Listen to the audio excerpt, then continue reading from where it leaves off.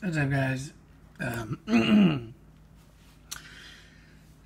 just kind of listening to Joe Rogan's podcast and like slowly, steadily finishing the things I needed to do. I put the tensioner on. I put the water pump on.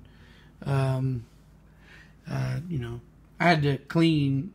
I went in and cleaned up the old ARP lube and anything that might have gotten into the threads, and putting a new lube on there and slid them into place. Just kind of like I said, slowly taking my time listening to the podcast. Like just chilling, not rushing. Anyway, the main reason why I'm filming is because I wanted to show you the head gasket setup, right? Yeah, the head gasket looks a little dirty. It's smudged and scuffed a little tiny bit from where I torqued the head on it previously when I was on the GSR. Because this is the head gasket I pulled off the GSR block to put on the B18. Okay, so remember I was telling you how CSS has the head gasket like lined up to to have the coolant ports to go through, right? So there you go. I mean, this is of course this is a GSR head gasket and this is a B18 block, so that's why you see that some of these coolant ports are a little covered or whatnot. But anyway, if you've seen my old video on what was that shit called, V20V conversion or whatnot, what head gasket you use, and people argue using the that. Anyway, I'll go ahead and dig that video out and I'll tag it in here, and I make my arguments for why I've always used the head gasket for the head and not the head gasket for the block. I side with Golden Eagle's take on that. I think they have a really good reasoning for it, and they even have a diagram to show you that I include in the video. So anyway, the other thing I wanted to show you besides the coolant port lineup for the CSS is the head gasket itself, because this engine's been overbored, and even me, that was kind of like one of those things where I stopped from. I was like, "Fuck, this engine's bored over. Like, is this head gasket going to work properly?" And you can see here that you can see that even though the head gasket is on the bore, like you still see block showing, right? Apparently, the head gaskets are designed already bigger than what the block is, like as a factory spec thing. So you can overbore your engine. It seems to be quite a bit. There's quite a bit of meat left, and still use a stock head gasket just fine. Anyway, it's gonna sit here for me wiggling it back and forth to try and get it absolutely perfect. I'm pretty sure I can just kind of like give an outline of the cylinder here, and even between the cylinders, right there, you can see that there's plenty of meat left showing, and for the head gasket. So I think that this could be bored over quite a bit and still use a stock head gasket. The question would be how much.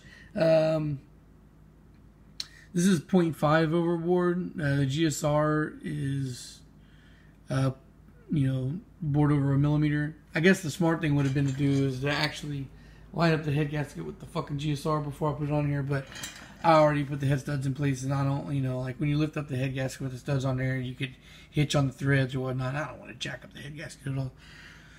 So yeah, the only thing left for me to do, I guess, is to slide the head in place and torque it down. And depending on how much podcast I have left is depending on whether I'm going to do that or not. I didn't get a lot of sleep this morning, and it's already, I think, like in the 3:30 area. So I'm not sure if I'm going to actually torque it down or not. Who knows? I say that I'm not sure I'm going to do it, and I might do it. But anyway, I also kind of jacked up my shoulder today because I've been like 4 or 5 days, 5 or 6 days out of the gym, and then I went in and went hard as fuck on chest. I was like, I'm gonna slaughter my chest tonight, and I went and did that, and then actually slaughtered my fucking shoulder. But whatever. My snap-on torque wrench is a lot shorter than my Matco, so it's not gonna provide me as much leverage. So when I start getting into the high torque range, it's gonna be more of a pain in the ass. So I think there's a very good likelihood that I'm just going to slide the head on and not do anything. But I say that now, and then I might just actually go ahead and torque it down. Who knows? We'll see. For you guys that are curious who asked, like, ARP head torques on studs, it's for B series, it's 30, 60, 80. And I do believe on the D series it's 20, 40, 60. Yeah. Anyway, that's it for now. I like to show you a little bit on the block or whatnot, and I guess a little bit of insight here. I was talking with Brian tonight about iBlock, And Eibach is going to be a month away from when I get back to Florida. And this is the B18 I'm going to use for him. And that's the B18 crank that was donated. I took this to work the other night and used a pressure washer. I know it doesn't look very clean, but it was a lot filthier the other day. I guess for that last bit of grime on the bottom, I'm just going to scrape it off. But no purple power for this one this time. I still need main studs. What I'm probably going to do is, as soon as I get down to Florida, I'm going to have to do two things. One, buy piston rings. And two, probably look for a blown fucking head gasket B18 long block or a rod knock long block. And see if I can take that apart and pillage the main bolts from that.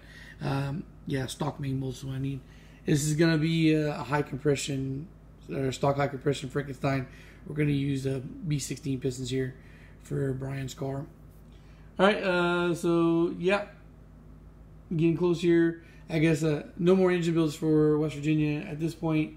It's just going to be, the only thing I'm going to do is for engines after I finish bolting the head on this fucking thing is I'm going to clean the B16 pistons and press them onto LS rods. That way when I get down to Florida, I literally only have to install everything. Alright guys, that's it. Quick little video so I can show you something besides me and my face talking. Thanks for watching and peace.